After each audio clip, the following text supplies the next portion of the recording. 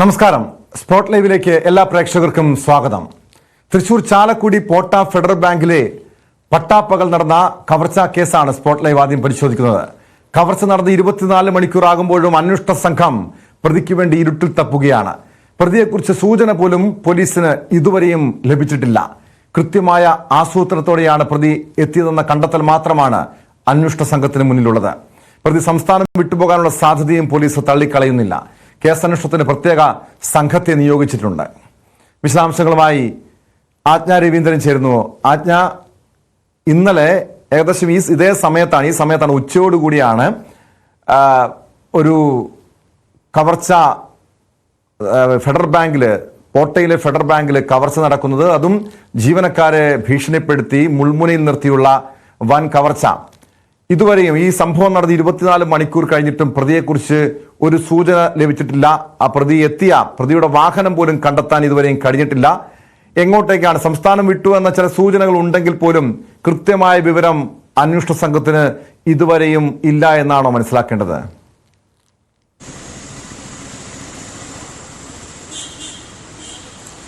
Tom, ശരിക്കും ഇതുമായി ബന്ധപ്പെട്ട് ഒരു സൂചനയും പോലീസിന് ഇതുവരെ ലഭിച്ചിട്ടില്ല എന്ന് തന്നെയാണ് മനസ്സിലാക്കാൻ കഴിയുന്നത്. പ്രതിയുടെ വാഹനത്തിന്റെ നമ്പർ ഉൾപ്പെടെ CCTV ദൃശ്യങ്ങളിൽ അവ്യക്തമായതിനെ തുടർന്നാണ് കൂടുതൽ ജില്ലകളിലേക്ക് പോലീസ് അന്വേഷണം വ്യാപിപ്പിച്ചത്. ആദ്യം പ്രതി എറണാകുളം ഭാഗത്തേക്ക് കടന്നു. അതിനുശേഷം അന്വേഷണത്തെ വഴിതിരിച്ചുവിടാനാണ് വടക്കൻ ജില്ലകളിലേക്ക് കടന്നതെന്നാണ് മധ്യമേഖലാ DIG ഹരിശങ്കർ കഴിഞ്ഞ ദിവസം മാധ്യമങ്ങളോട് പറഞ്ഞത്. അങ്ങനെയാണ്. അതേസമയം പോലീസ് അങ്ങേയറ്റം ജാഗ്രതയോട് കൂടിയാണ് ഈ കേസിനെ കാണുന്നത്. കാരണം 2:15 ഇന്നലെ ഉച്ചയ്ക്ക് 2:15 മോഷണം നടക്കുന്നത്. 2.5 മിനിറ്റാണ് പ്രതി ഇവിടെ നിന്നും കൗണ്ടറിൽ നിന്നും പണം മോഷ്ടിച്ച് പുറത്ത് കടക്കാനെടുത്തത്. ഇതുമായി ബന്ധപ്പെട്ട് കയ്യുറകളും ജാക്കറ്റും ഹെൽമെറ്റും ഒക്കെ ധരിച്ചിട്ട് തന്നെ, അതായത് തന്റെ ഐഡന്റിറ്റി വെളിപ്പെടാതിരിക്കാനുള്ള എല്ലാ മുൻകരുതലുകളും പ്രതി കൈക്കൊണ്ടിരുന്നു. പക്ഷെ ബാങ്ക് ജീവനക്കാരുടെ പിന്തുണ ഇതിനുണ്ടോ, അവരുടെ സഹായമുണ്ടോ എന്നുള്ള കാര്യം അന്വേഷിച്ചു വരുന്നുണ്ട്. അത്തരം കാര്യങ്ങൾ ഉറപ്പിക്കാൻ ഇനിയും സമയമുണ്ട് എന്ന് തന്നെ പോലീസ് വിലയിരുത്തുന്നുണ്ട്. അതേസമയം ATM-ൽ നിന്നും എടുത്തിരുന്ന 47 ലക്ഷം രൂപ ഇരുന്നപ്പോൾ തന്നെ 3 കെട്ടാണ്, അതായത് 5 ലക്ഷം രൂപയുടെ 3 കെട്ടുമായാണ് പ്രതി പുറത്തേക്ക് കടന്നത്. 15 ലക്ഷം രൂപ മാത്രമേ അതിൽ നിന്ന് എടുത്തിട്ടുള്ളൂ എന്നുള്ള കാര്യത്തിലും അങ്ങനെ ഒരു കാര്യത്തിലും ദുരൂഹതയുണ്ട് പോലീസിന്. അതെന്തുകൊണ്ടാണ് അത്തരം ഒരു നീക്കത്തിലേക്ക് മാത്രം, അതായത് ധാരാളം പണം അവിടെ ഉണ്ടായിട്ട് പോലും അതെടുക്കാതെ 15 ലക്ഷം രൂപ മാത്രം എടുത്തുകൊണ്ട് എന്തുകൊണ്ടാണ് പ്രതി രക്ഷപ്പെട്ടത്? ഇത്തരം ചില കാര്യങ്ങൾ ഉയരുന്നുണ്ട്. ഇതുപോലെ വിവരങ്ങൾ പ്രോപ്പർ അല്ലാത്തത് കൊണ്ട് തന്നെ സംസ്ഥാനത്തിന് പുറത്തേക്ക് കൂടി അന്വേഷണം വ്യാപിക്കുന്നുണ്ട്. പ്രതി ഹിന്ദി സംസാരിച്ചു എന്ന് പറയുമ്പോഴും അന്യ സംസ്ഥാന തൊഴിലാളിയാണ് എന്ന് ഉറപ്പിക്കാൻ വരട്ടെ എന്ന് തന്നെയാണ് പോലീസ് നിലപാട്. കാരണം ഹിന്ദി സംസാരിച്ചത് കൊണ്ട് മാത്രം അതൊരു ഇതര സംസ്ഥാന തൊഴിലാളിയാണെന്ന് ഇത് തെറ്റിദ്ധരിപ്പിക്കാൻ, ഈ കേസ് അന്വേഷണം വഴിതിരിച്ചു വിടാൻ വേണ്ടി ഈ പ്രതി നടത്തിയ ഒരു ശ്രമമായിരിക്കാം അതുകൊണ്ടായിരിക്കുമല്ലോ ആ കവർച്ചയ്ക്കിടെ ഇയാൾ ഹിന്ദി സംസാരിച്ചത്. അങ്ങനെ ഈ അന്വേഷണത്തെ വഴിതിരിച്ചു വിടാനുള്ള നീക്കം പ്രതിയുടെ ഭാഗത്തു നിന്നും ഉണ്ടായിട്ടില്ലേ?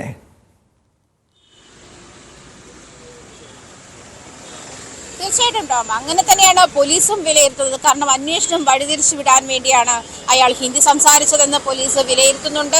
പൂർണ്ണമായും അങ്ങനെ ഒരു നിഗമനത്തിലേക്ക് എത്താൻ കഴിഞ്ഞില്ലെങ്കിൽ പോലും അത്തരത്തിലുള്ള ഇതിൽ തന്നെയാണ് പോലീസ് ഉറച്ചു നിൽക്കുന്നത്. അതുകൊണ്ട് തന്നെയാണ് അത് അന്യ സംസ്ഥാന തൊഴിലാളിയാണ് എന്ന് ഉറപ്പിക്കാൻ വരട്ടെ എന്ന് പോലീസ് നിലപാടെടുത്തിരിക്കുന്നത്.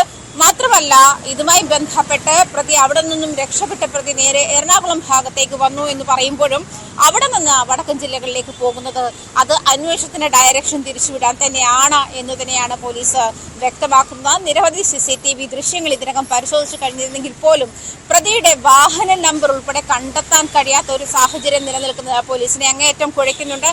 സംഭവം നടന്ന ഇപ്പോൾ 24 മണിക്കൂർ കഴിഞ്ഞിട്ടും പ്രതിയെപ്പറ്റി യാതൊരു തുമ്പും ലഭിച്ചിട്ടില്ല എന്നുള്ളതും പോലീസിനെ അങ്ങേയറ്റം കുഴയ്ക്കുന്നുണ്ട്. ഇതുമായി ബന്ധപ്പെട്ട ചാലക്കുടി DYSP ഓഫീസിൽ ഇതുമായി ബന്ധപ്പെട്ട അന്വേഷണ സംഘത്തിന് ഒരു റിവ്യൂ മീറ്റിംഗ് ചേർന്നിരുന്നു. ഇനി തുടർ അന്വേഷണം ഏത് തരത്തിൽ വേണം എന്നുള്ള ആലോചനകൾ, അതല്ലെങ്കിൽ അന്വേഷണം കൂടുതൽ ഊർജിതമാക്കാനുള്ള നീക്കങ്ങളൊക്കെ പോലീസിന്റെ ഭാഗത്തുനിന്നും ഉണ്ടാകുന്നുണ്ട്. അതിനുള്ള ആലോചനകൾ പുരോഗമിക്കുന്നുണ്ട്. പക്ഷേ 24 മണിക്കൂറിനുള്ളിലും പ്രതിയെപ്പറ്റി ഒരു വിവരവും ലഭിച്ചിട്ടില്ല എന്നുള്ളത് അങ്ങേയറ്റം ഖേദകരമാണ്. പോലീസിനെ സംബന്ധിച്ചിടത്തോളം പ്രതി ആരെന്നോ അതല്ലെങ്കിൽ ഏത് ലൊക്കേഷനിലുള്ള ആളെന്നോ ഏത് ഡയറക്ഷനിലേക്കാണ് അയാൾ പോയെന്നോ എന്നുള്ള കാര്യത്തിൽ ഇനിയും ഒരു വ്യക്തതയും വന്നിട്ടില്ല എന്ന കാര്യവും മുന്നോട്ട് വെക്കുകയാണ് പോലീസ്. അതുകൊണ്ട് തന്നെ അന്വേഷണം കൂടുതൽ ഊർജിതമാക്കാനുള്ള നീക്കത്തിൽ തന്നെയാണ് പോലീസ് ഉള്ളത്. അത് മലയാളി, ഈ പ്രതി ഒരു മലയാളി ആയിരിക്കാമെന്ന് പോലീസിന്റെ ഒരു നിഗമനം എന്തായിരിക്കും? കാരണം നേരത്തെ ആജ്ഞ സൂചിപ്പിച്ചതുപോലെ ഈ അന്വേഷണം വഴിതിരിച്ചുവിടാൻ വേണ്ടി പ്രതി ഹിന്ദി സംസാരിക്കുന്നുണ്ട്. മാത്രമല്ല, സാധാരണഗതിയിൽ ഒരു ഉത്തരേന്ത്യൻ സംഘത്തിൽപ്പെട്ടവരാണെങ്കിൽ ഈ മാരകായുധങ്ങളുമായി വലിയ രീതിയിൽ ഭീതികരമായിട്ടുള്ള സാഹചര്യം സൃഷ്ടിക്കാറുണ്ട്. മാത്രമല്ല, ആജ്ഞ നേരത്തെ സൂചിപ്പിച്ചതുപോലെ 45 ലക്ഷത്തിലധികം തുക അവിടെ ഉണ്ടായിട്ടും എന്തുകൊണ്ടാണ് 3 കെട്ട് തുക മാത്രം, അതായത് 15 ലക്ഷം രൂപ മാത്രം തട്ടിയെടുത്തത്? ഈ ചോദ്യമാണ് ഇവിടെ പല രീതിയിലുള്ള സംശയം ജനിപ്പിക്കുന്നത്. അതുകൊണ്ട് തന്നെയാണോ പോലീസ് ഇത് മലയാളി ആയിരിക്കാമെന്ന ഒരു നിഗമനത്തിൽ പോലീസിന്റെ അന്വേഷണം നീങ്ങുന്നത്?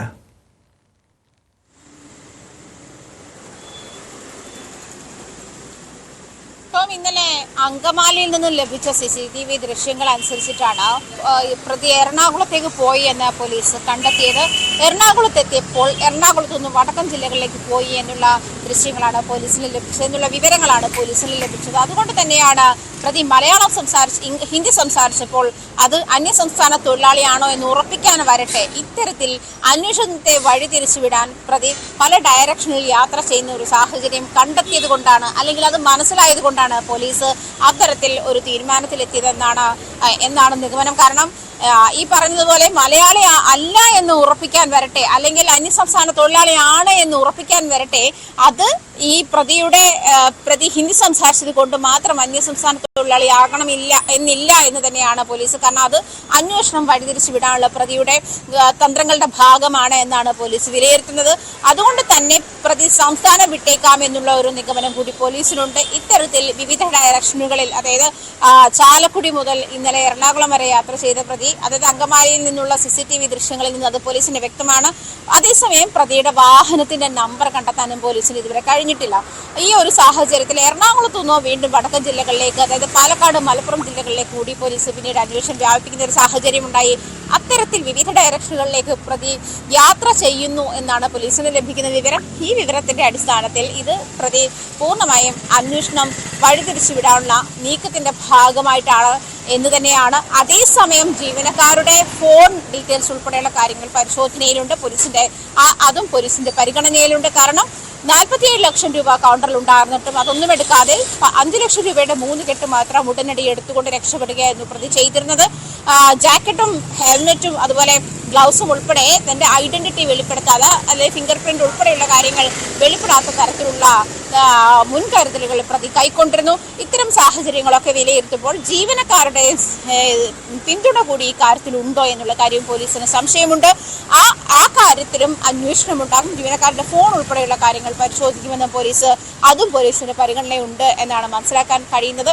അതായത് 2.5 മിനിറ്റ് കൊണ്ട്, 2.25 മണിക്കുള്ളിൽ കയറിയ പ്രതി 2.5 മിനിറ്റ് കൊണ്ട് ഈ മോഷണം നടത്തി പുറത്തിറങ്ങി കത്തിക്കാട്ടി ജീവനക്കാരെ ഭീഷണിപ്പെടുത്തി നിർത്തുന്നു. അതല്ലെങ്കിൽ ഗ്ലാസ്, അതിന്റെ ഡോറ്, കൗണ്ടറിന്റെ ഡോറ് കസേര വെച്ച് അടിച്ചു തകർക്കുന്നു. ഇത്തരം സാഹചര്യത്തിൽ 2.5 മിനിറ്റ് കൊണ്ട് ഈ കാര്യം പ്രതി ആസൂത്രിതമായി ചെയ്തു എന്നുള്ള കാരണം കൃത്യമായ ആസൂത്രണത്തോടെ വെറും 2.5-3 മിനിറ്റ് കൊണ്ട് നടത്തിയ കവർച്ച, അവിടെയും വെറും 8 സെക്കൻഡ് മാത്രമാണ് ക്യാഷ് കൗണ്ടറിൽ ഈ പ്രതി ചെലവഴിച്ചത്. അതിവിദഗ്ധമായി നടത്തിയൊരു കവർച്ചയായിരുന്നു. ഒരു പ്രൊഫഷണൽ മോഷ്ടാവ് നടത്തുന്ന രീതിയിലുള്ള അതിവിദഗ്ധമായിട്ട് നടത്തിയ ഒരു കവർച്ച. സ്വാഭാവികമായും ഈ ബാങ്ക്, ഈ സാഹചര്യം, ഇവിടുത്തെ പരിസരങ്ങളൊക്കെ ഇയാൾ ഇതിനു മുൻപ് നിരീക്ഷിച്ചിരിക്കാം.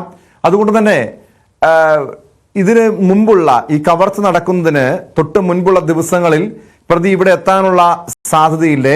ഈ സ്ഥലങ്ങളൊക്കെ നിരീക്ഷിക്കാനുള്ള സാധ്യതയില്ല? അങ്ങനെയെങ്കിൽ ഇതിനു മുൻപുള്ള ദിവസങ്ങളിലെ CCTV ദൃശ്യങ്ങളൊക്കെ പരിശോധിച്ച് നോക്കിയാൽ ഒരുപക്ഷെ ഈ പ്രതിയിലേക്ക് എത്തുന്ന രീതിയിലുള്ള ചില സൂചനകൾ അന്വേഷണ സംഘത്തിന് ലഭിക്കില്ലേ?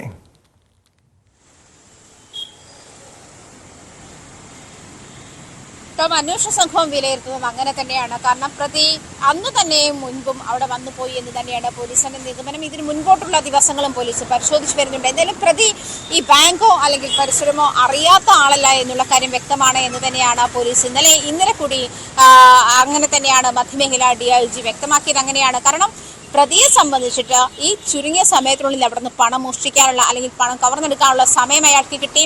അത് മാത്രമല്ല, എവിടെ പണം സൂക്ഷിച്ചിരിക്കുന്നു, എവിടെയാണ് പണം ഉണ്ടായിരുന്നത് എന്ന് അയാൾക്ക് കൃത്യമായി അറിയാം. ജീവനക്കാർ ഭക്ഷണം കഴിക്കാൻ പോകുന്ന സമയത്താണ് അവിടെ ഉണ്ടാകുന്ന മറ്റ് ഇടപാടുകാർ ആരും ബാങ്കിൽ ഉണ്ടായിരുന്നില്ല എന്നുള്ള കാര്യം ശ്രദ്ധേയമാണ്. കൃത്യസമയത്തിനുള്ളിൽ ബാങ്കിലെത്തുകയും കൊള്ള നടത്തുകയും ചെയ്തു എന്നുള്ളതും പോലീസ് ഇക്കാര്യത്തിൽ വിലയിരുത്തുന്നുണ്ട്. നേരത്തെ തന്നെ അതുപോലെ ഈ ചാലക്കുടി പോട്ട ആ ജംഗ്ഷൻ എന്ന് പറയുന്നത് നാഷണൽ ഹൈവേക്ക് പാർലായി കിടക്കുന്ന ഒരു റോഡാണ്. അവിടെ എപ്പോഴും വാഹനങ്ങൾ പോവുകയും വരികയും ആളുകൾ പോവുകയും വരികയും ചെയ്യുന്ന ഇടമാണ്. അതായത് ആളൊഴിഞ്ഞ ഒരു ഇടമോ ഒന്നുമല്ല ആ ബാങ്ക്. ഫെഡറൽ ബാങ്ക് സ്ഥിതി ചെയ്യുന്നത് അവിടെയാണ്. അപ്പോൾ ആ ഒരു സാഹചര്യം കൂടി കണക്കിലെടുത്ത് ഇത്ര വേഗം ഈ ഒരു കൃത്യം നിർവഹിച്ച് പുറത്തിറങ്ങാൻ പ്രതിക്ക് ഒന്നുകിൽ അകത്തുനിന്ന് പിന്തുണയുണ്ടായിരിക്കാം, അതല്ലെങ്കിൽ പ്രതി ദിവസങ്ങളോളം ഇതിന് സമയം ചെലവഴിച്ച് ഇതിനുവേണ്ടി കയറി ഇറങ്ങി പഠിച്ച ശേഷമാണ് ഈ മോഷണം നടത്തിയിട്ടുള്ളത് അല്ലെങ്കിൽ എന്നുള്ള നിരീക്ഷണത്തിൽ തന്നെയാണ് പോലീസ് ഉള്ളത്. എന്തായാലും ഇതുമായി ബന്ധപ്പെട്ട് തീർച്ചയായും വ്യക്തമാണ്. ആജ്ഞ രവീന്ദ്രനാണ് വിവരങ്ങൾ നൽകിയത്. കൃത്യമായ ആസൂത്രണത്തോടെ നടത്തിയ കവർച്ച, അതിനുശേഷം പോലീസിനെ കബളിപ്പിക്കാൻ ഈ കേസിന് അന്വേഷണം വഴിതിരിച്ചു വരാനുള്ള പല രീതിയിലുള്ള ശ്രമങ്ങളും പ്രതിയുടെ ഭാഗത്തുനിന്നുണ്ടായിട്ടുണ്ട്. എന്തായാലും കേരളത്തിന് പുറത്തേക്ക് പ്രതി കടന്നു പോകാനുള്ള സ്ഥലം വിടാനുള്ള സാധ്യതയും പോലീസ് തള്ളിക്കളയുന്നില്ല. അതുകൊണ്ട് തന്നെ ഈ തൃശൂർ ജില്ലയുടെ അതിർത്തി ജില്ലകൾ കേന്ദ്രീകരിച്ച് സംസ്ഥാനത്തെ പുറത്തേക്കും പ്രതിക്ക് വേണ്ടി അന്വേഷണം വ്യാപിപ്പിച്ചിരിക്കുകയാണ്.